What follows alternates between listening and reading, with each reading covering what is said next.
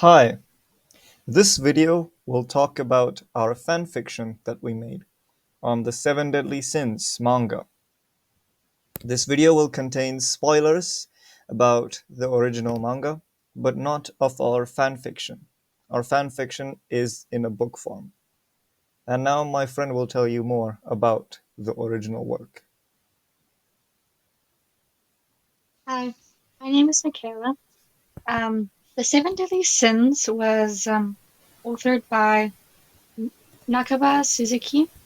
It was serialized in 2012 and later became an anime. I think our first topic that we wanted to talk about was the glorified sexual harassment in the story. Um, Throughout the book, we can see that mainly the character Elizabeth is constantly sexually harassed by Meliodas. Even in the manga, it starts in the very earliest pages of the book. Throughout the story, it's kind of glorified because she doesn't fight back against Meliodas, and she doesn't seem to have any really problems with the sexual harassment. But you have to look at it through a different view. It's um, it's quite a big problem that she doesn't even fight back. And it's kind of telling the audience that you shouldn't fight back and that it's not a big thing, which is, of course, terrible. um, Next, we have just like the overall terrible treatment of women in the story, like Diane, one of the seven deadly sins, as well as Elizabeth. Um, just from Diane's costume, what she wears throughout the anime, you can already tell that she's quite a heavily sexualized character. Um, Even in one the first season of the anime, like she already loses her clothes and is sexualized really badly. Even in one of the situations where Meliodas and his friends have to fight in a competition for Diane's hammer, she is of course made into a mini version, and Elizabeth hides in her cleavage, which is of course like sexualizing her character. Um, and Elizabeth's naked the entire time, which is of course horrible. Um, and the story, it's just given like a shonen, um, uh, A shonen plot, yeah, yes, shonen plot, and a shonen but tag, yeah. yeah, a shonen tag, and has like a 13 plus rating, but like sure the 13 plus rating is sensible to have because of like the topics and stuff and like how much the characters are sexually harassed. But you'd really think about it and say that it should be higher, the rating, because even though the story itself isn't super gory or goes too hard on some sensitive subjects, it's still disturbing to see these girls being treated this way. Um, yeah. And the women themselves, like terrible writing. Elizabeth, as I said, doesn't fight against Meliodas when he's obviously making her uncomfortable, or obviously doing things that should make her uncomfortable. Um, Diane, even though she's a giant and should be really powerful, she's not like given the recognition that she deserves. She's just kind of like brushed off in some cases, and even though we do see her being powerful, we don't see her being as powerful as she can be just because she's a woman, even though she should, because she's a giant and she's powerful and like she's huge and she could defeat most characters, well, almost most characters in the story just because of like her powers alone. I'll hand it over to you. Yep, thank you. I think you covered it quite well. I mean, some of these problems really, ignited the social media. It caused a Yep. landmine on some of the social media sites. But that's not the only problems in this story. That's not the only reason why we rewrote it. Yep. In season one, I feel like the plot and narration was pretty good. I'm not gonna lie. I enjoyed season one. I think you did as well, right? Yep, I did. I did. It was quite good. But after season one, there are more and more plot holes, and the pacing is weird, and the narration just falls completely apart.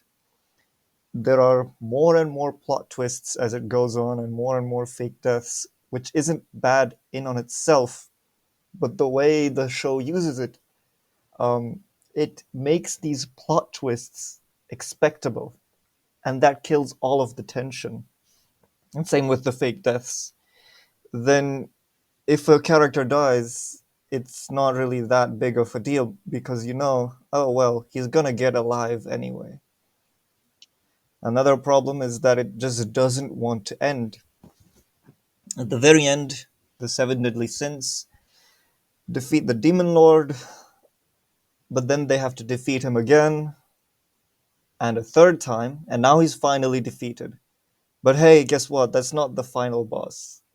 There's this super secret final boss, Kath Palog, and now they defeated it. But no, the story hasn't ended because guess what? The Arthur, which is normally portrayed as a very positive character in literature of Britannia, now turns evil for some reason, and now they need to fight against him in the sequel, The Four Knights of the Apocalypse, which I have not seen, but I guess it also has many of these problems.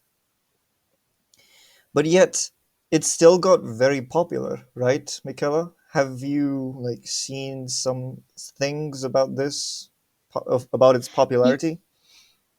yes, there's been a lot of coverage on the Seven Deadly Sins, and overall it's gotten quite popular. Um, you can chalk that up to some of the major potentials that it had in the story, such as the overall concept of Britannia, kind of like an old version of Britain or the UK. Is quite a unique concept because usually in anime we only see characters that come from like Japan, and even if they do get into a fantasy world, it's a nondescript fantasy world that you don't really know where they come from or where it is. It's just generic. But in the Seven Deadly Sins, it's very clear where they are, what sort of time period they're in, and like the roots and history of the place they're in, which is a very interesting concept to watch and learn about as you're watching the series, just because of its uniqueness, and it was quite well done in the series. Then there's the premise, more specifically Elizabeth and Meliodas' premise, like their characters. Um, More specifically, their eternal resurrection and eternal reincarnation. Um, which is very unique, and you don't see many stories where they explore like reincarnation. While they do reincarnation quite a lot of times, you can see it's quite a popular genre, but not as like characters that continuously reincarnate and continuously resurrect, especially in the same universe. Um, which is interesting to look at, and especially when you consider the history of the two characters, how they fit together, it's a very watchable and entertaining topic.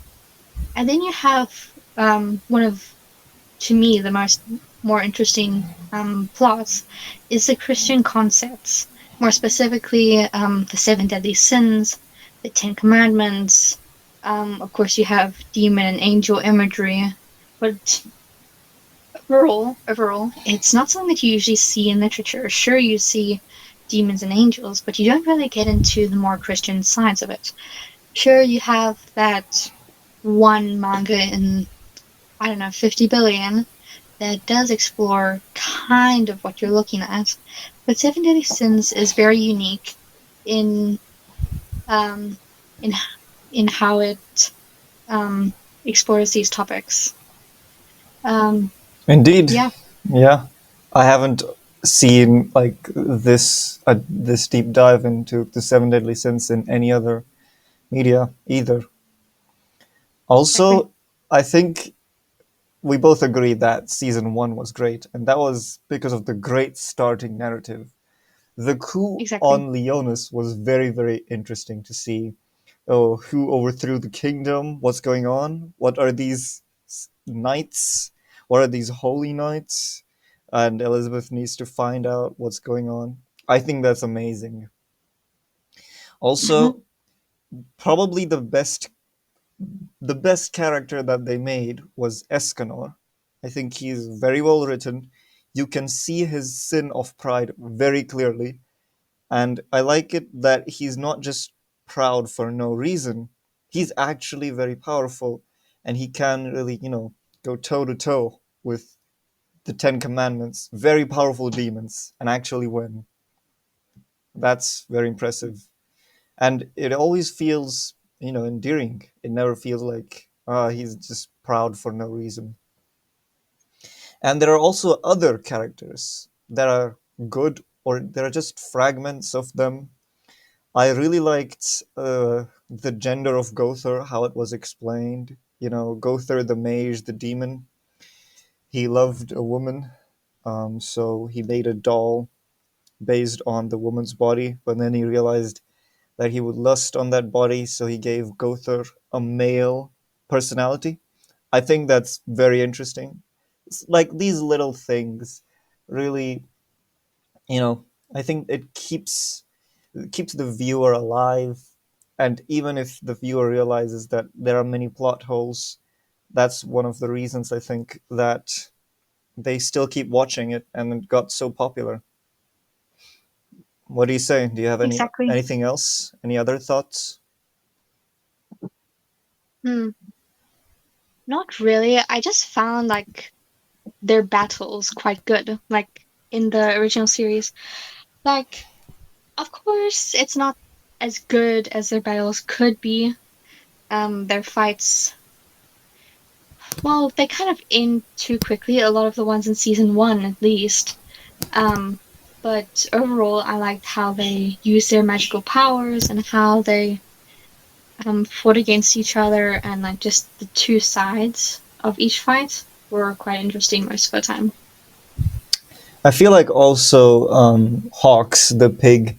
Like I did not find him funny at all. I found him really annoying, but some people did, and Yeah, humor is subjective. So there are other things. Like I think people just don't. There are some people that just don't focus on the plot or like narration quality.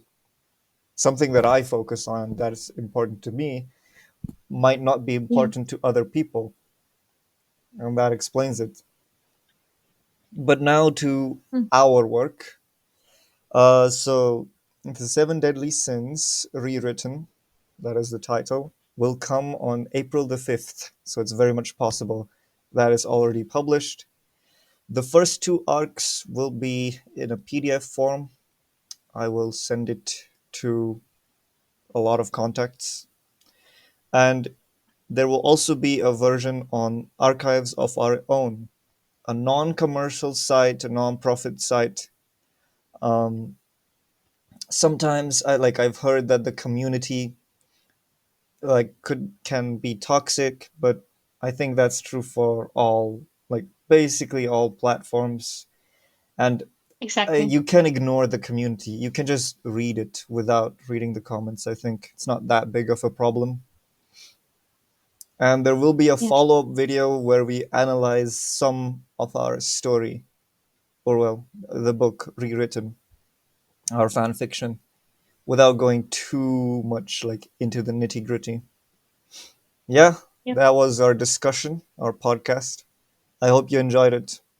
Be sure to read it.